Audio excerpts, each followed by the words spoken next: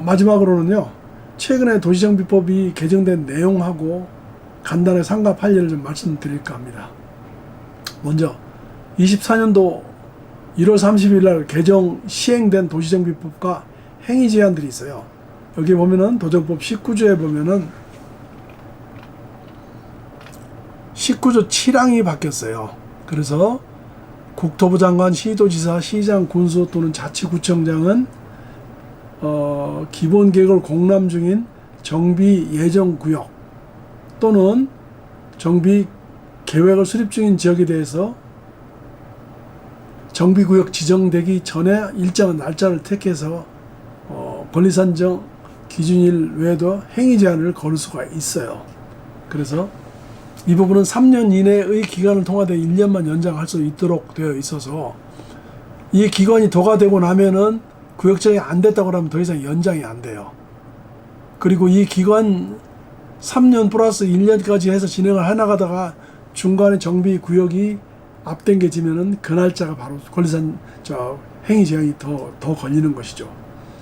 그런데 7번 7항에서의 24년도 1월 30일 날은 행위 제한을 걸었는데 그동안에는 건축법에 의한 일반 건축물을 집합건물법으로 전환한다든지 또는 건축물 대장 중에서 전유 부분을 자른다든지 상가의 지분 쪼개기가 일어나는 것에 대해서는 규정이 없었습니다.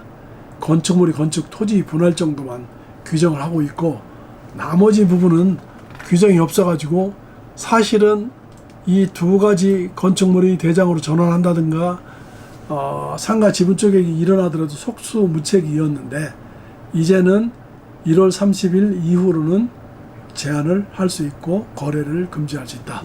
이렇게 하고 있습니다. 이렇게 법만 바꾼 것이 아니고요. 77조에 보면은 권리산정 기준일을 똑같이 같이 잘라가지고 여기 보시면은 정비구역 지정고시가 있으면 당연히 권리산정 기준일이 정지가 되고 시도지사가 정하는 기본계획 수립을 위한 공람 공고일부터 지정고시일 전에 따로 정하는 날이 있어요.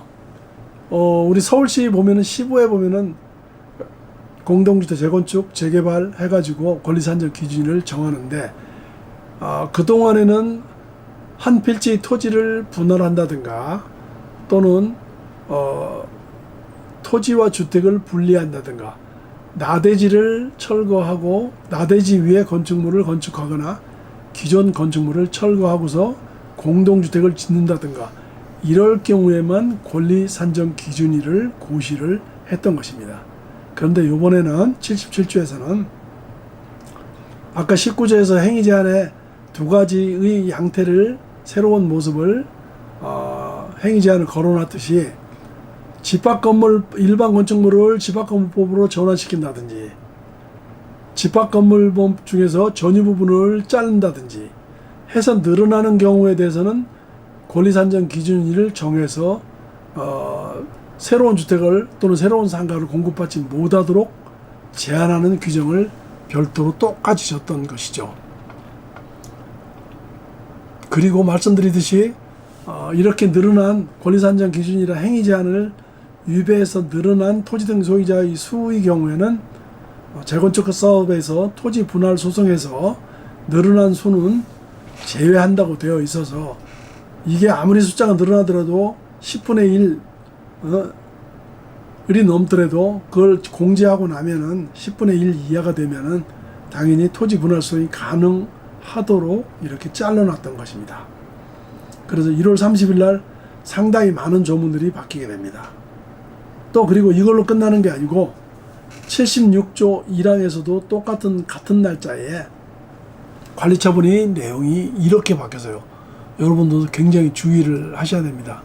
너무 좁은 토지나 건축물을 취득한 자나 또는 정비구역 지정 후에 분할된 토지 또는 건축물의 구분 소유자를 취득한 자는 현금으로 청산할 수 있다. 이렇게 되어 있어요. 앞에 있는 전단은 2024년도 1월 30일 날 개정된 조문에 의하면은 너무 좁은 토지나 건축물을 또는 상가를 취득한 자나 그리고 구역 지정된 이후에 분할된 것을 가지고 있는 자도 청산하도록 되어 있어 가지고 일부 동네에서 강남의 경우도 이런 사례가 있고 부산에도 부산 해운대구의 경우도 그런 사례가 좀 있어요. 구역 지정된 이후에 상가의 지분 쪼개기를 매입한 자들은 현금 청산이 된다라는 조문을 유의 깊게 살펴보셔야 됩니다. 특히 76조에서 현금 청산의 조문은 소급 적용할 수도 있어서 상당히 주의를 보셔야 됩니다. 여기 보면은 부칙 2024년 1월 30일 법률 조문을 보시면 조합설립 인가 등의 특례에 관한 적용예에서 67조 3항에 의해서 토지를 분할하는 경우는 그 이후에 시행된 경우에만 해당이 되곤 하는데 너무 좁은 토지나 건축물을 취득한 자 또는 정비구역 지정 후 분할된 토지의 집합건물법의 구분소유권을 취득한 자는 현금 청산한다. 이 법은 공포한 날로부터 시행하기 때문에 그 이후에 해당되는 사람은 여기에 적용을 받기 때문에 유념을 하셨으면 합니다. 세 번째로는요, 공동주택 재건축에서 관리산정 기준일은 도대체 무슨 효력이 있느냐. 여기 한번 보시면은 여러분들 2011년도 10월 20일 날 강남의 대규 서초, 영등포, 강남, 송파의 아파트들이 전부 다 여기에 권리산정 기준일을 정했어요. 그런데 여기에서 이 당시에는 법이 개정이 되지 않은 상태였기 때문에 여기에 해당되는 내용은 토지 분할, 다가구나 다세대로 전환 또는 신축 이런 경우만 해당이 됐지 실제로 지분 쪼개기에 대한 규정은 두지 않았기 때문에 공동주택 재건축 사업에서의 권리산정 기준일은 커다란 의미가 없었던 것이죠.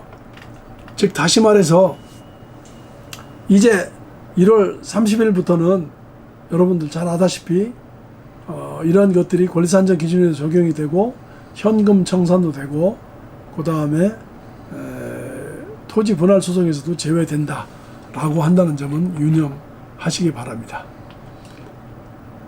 상가 판례를 보시면은 2025년도 2월 13일 최신의 판례네요. 조합이 상가 협의와의 합의로 주택 20채를 상가 조합원한테 주도록 했는데 두 채만 준 것은 무효다 라고 하는 판례를 유념해 보시면은 서초 무지개 아파트 재건축 조합 사건입니다. 또 한 가지도 이게 재건축 조합과 상가 협의회 간의 합의를 이행하지 않아서 발생한 소송이라고 해서 상가 소유자들한테 비용을 주도록 이렇게 한 사례. 나머지 부분들도 여러 가지 있는데 이 케이스는 뭐 여러분들이 판단하시되 가장 중요한 골자는